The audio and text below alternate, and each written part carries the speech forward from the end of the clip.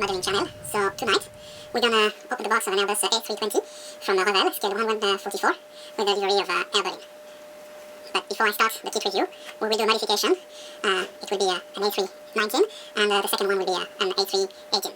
That will be 2 episodes, but I will use the same kit review as we're gonna use the same box. So we're gonna start that review with the kit itself. And the kit is composed of a few sprues. Initially the first one is made out of the fuselage, and the fuselage is composed in two halves. We have a very fine engravement, but I'm gonna go a little bit closer and maybe you will be able to see that the finish of the kit is a little bit hard. You have a lot of plastic basically who went off the mold, especially on those parts as well in the middle. So there will be some extra work to be able to get a proper result for that kit. So the first sprue, you have both half of the kit, and you have the undercarriage, and that's about it. So the parts needs a little bit of extra work, but nothing that the modeler cannot handle. Then there was a batch with Revell, and I don't know what they did, but for some reason, as you can see, the kit didn't came with the full second sprue. As you can see, there is one part missing, and on the other type of kits that I've been working on before, you had the options of the other type of engines. So we have the CF34 for those engines only on the kit of Air Berlin, unfortunately. And then the other kit are missing. The other engine, the V2500, are missing. Now, the wings are composed of two parts, and I don't know what happened on this one, but as you can see, there is maybe you can see it over here, but the mold hasn't been done properly. It hasn't fit correctly, and there are some part here is missing. The plastic is extremely thin, as you can see my hand going through it, and it's the same on that one. So there has been some issue on this aircraft, but as usual, nothing I won't be able to fix. I will just probably do an extra putty and to get it at the proper width and the proper height, and then everything should be normal. But that's something, that's a kit of a poor quality, I have to say. It's the first time I see a kit in that type of shape, unfortunately. You can see as well that the engines have a lot of extra plastic. Yeah, you can see all the extra plastic on those engines coming here, especially on the intake. So there will be some extra work required, and the same for those parts. Unfortunately, we can't see, it's difficult to get a close-up, but that kit is really not impressive at all. But I'll be able to manage something out, and hopefully I'll give you a pretty good result. Now we have one more sprue, the clear part, and the clear part is for the nav light and the cockpit window. Now let's move on to the instruction sheet. The instruction sheet is pretty well detailed. We have a picture of the model, lots of description, the kit descriptions, and all the information about the kit, and explaining you that you need to load 20 grams of ballast on front of the plane if you don't want it to sit on its tail. That's why you see me always putting a lot of modic paste up front. So you have a couple of pages and a few work. Then it goes up to 12 numbers. Now this is the paint scheme, so it's in black and white, as you can see, and all the details and the decals are listed below, but we're going to check that on the later one. And then you have an extra 2 more pages with the upper and lower view of the kit. Now let's have a look on the decals, and I think this is mainly the highlight. I have to say, through all the years I've been using Revell planes, and the decals are always the best part of it. Always very good, very soft, easy to handle. So this is the I would say the highlight of the kit.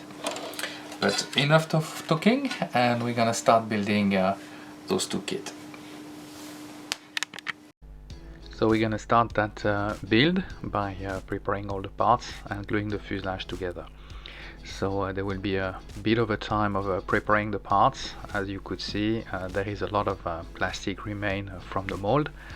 So after that, of course, I'm just gonna glue quickly the fuselage and the nose wheel well.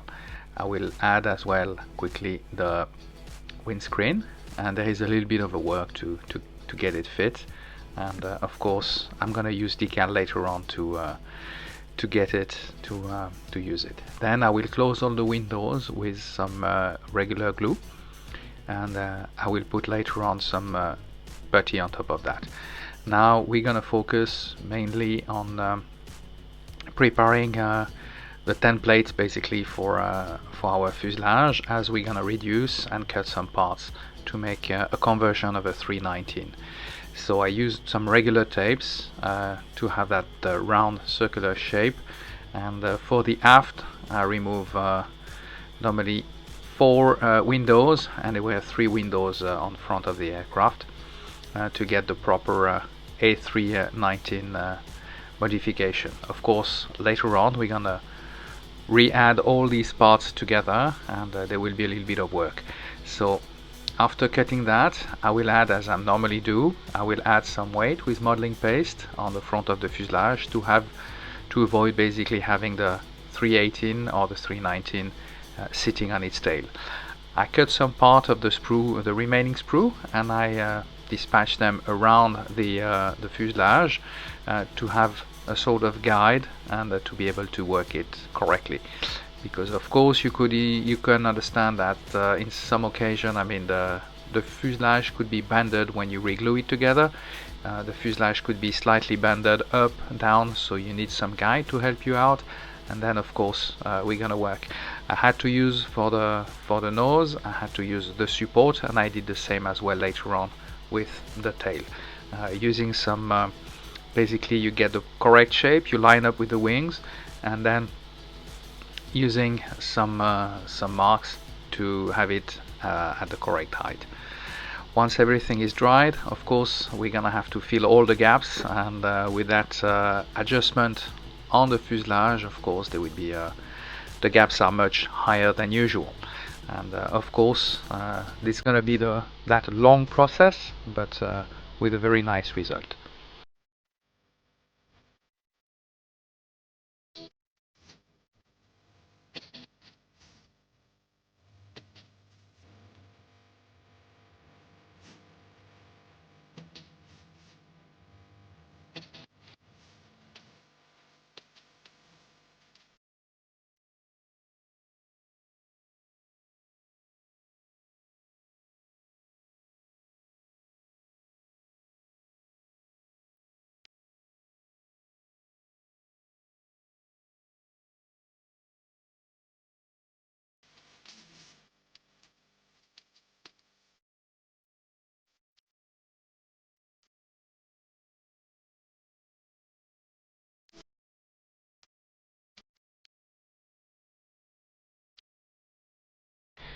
After sanding down the first layer of putty, of course there were some gaps and there were some holes remaining, so I decided to use a different color putty, and that's how I alter, and that allowed me to get a better result later on. So I had to fill up again all the remaining gaps, and then I was able to get basically the correct shape. So while this will be drying, we're gonna start working on the wings. And for the Revell kit, basically there is some small defects, and I realized later on by doing some research, but there are some parts that needs to be removed from the bottom of the wings, as those extra little parts are for the 321 only. So when you do a 318, 19 and 20, you just need to remove them on the kit of Revell. Of course, once this is dried, we're gonna add some putty, and while the putty is drying, we're gonna start painting and getting our engine ready. So those engines, basically I use the same color and I normally use for the Corrugator. It's a mix of metallic paint and gray, and I use a lighter gray for the intake of the engine, and then we're gonna be able to add those engines all together, let them dry, and of course we'll have to fill up all the gaps. But that's the best way to get the result done, and then later on we'll add also some putty on the intake. Using the grey putty is almost at the same color as well as the paint I used, so there was not a lot of extra work basically regarding this.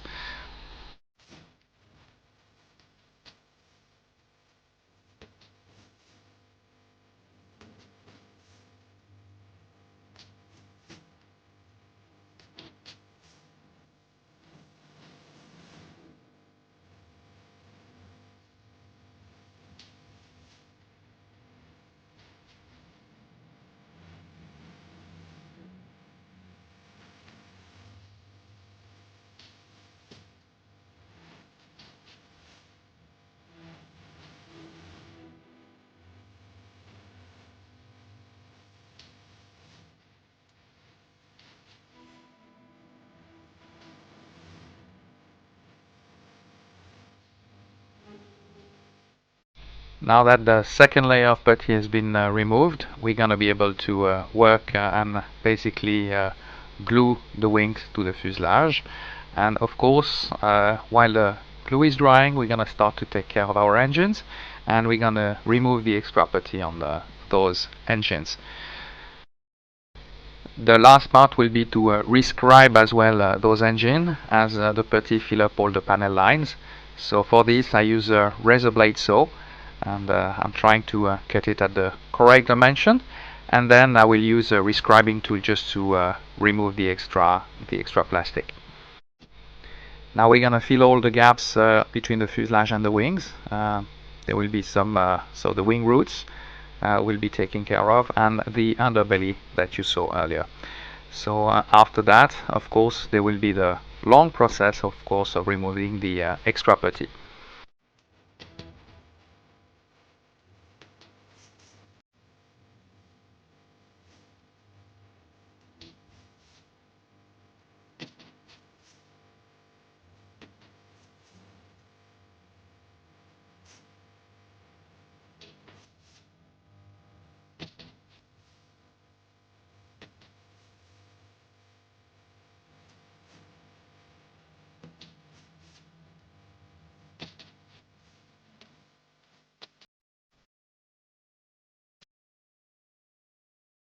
Now we're gonna work on the one of the last touch. We're gonna add our winglets to those wings, and that's gonna be the more or less the last part of that build. And then we're gonna start the paint job. So I will start with the Corrugator, and for this I told you I'm using a regular base of light gray color mixed with some metallic paint, and to give that extra tone. Then we will paint basically the engine pylons and the wings, and of course the horizontal stabilizer a bit later. And for this I will use a light gray, which I will be mixed with some white color from Tamiya, and that will give that very light gray color on the overall of the aircraft. After that we're gonna paint, of course, the lips and the anti-ice on the horizontal stabilizer, the wings and the engines. Shortly after finishing this, we're gonna let it dry overnight, and then we're gonna add some small antennas.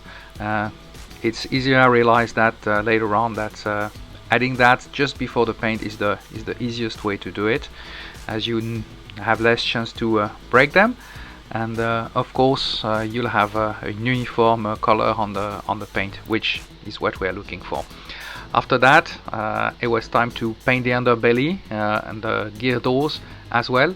And for this, I had a very light green, so it's a mix of very light green and white colors.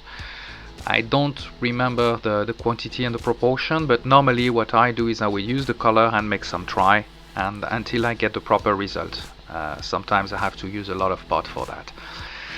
So once we finish this, it was time to paint the horizontal stabilizer and of course the undercarriage. We're gonna put the gear doors and all the pins. Then I put the mask on the underbelly and I add on that paint, the initial paint I used for the belly, I add more white paint until I get that very very light green or white greenish, and after that I cover the fuselage and the engines and the tail basically.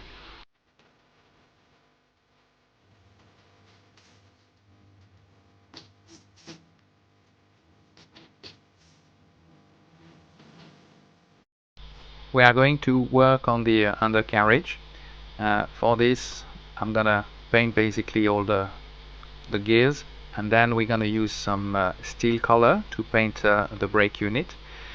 Then I will use some chrome silver color to paint basically the strut, and then we're gonna use a matte black to paint our tires.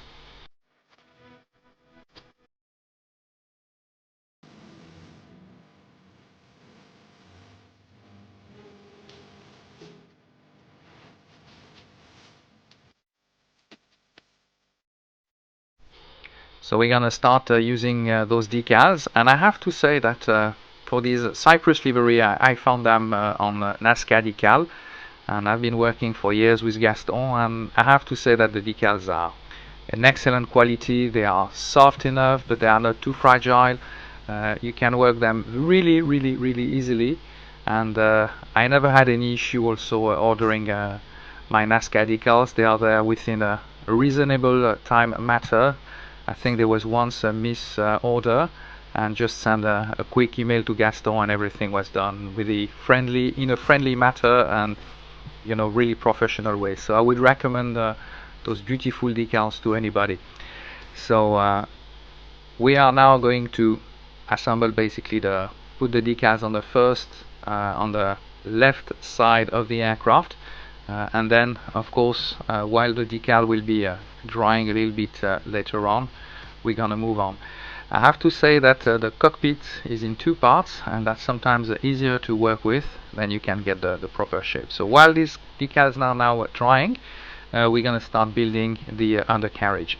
So it was quite easy. As you can see, there is just the gear doors, the wheels, and then you glue them together, and then we're gonna attach them a little bit later on to the aircraft.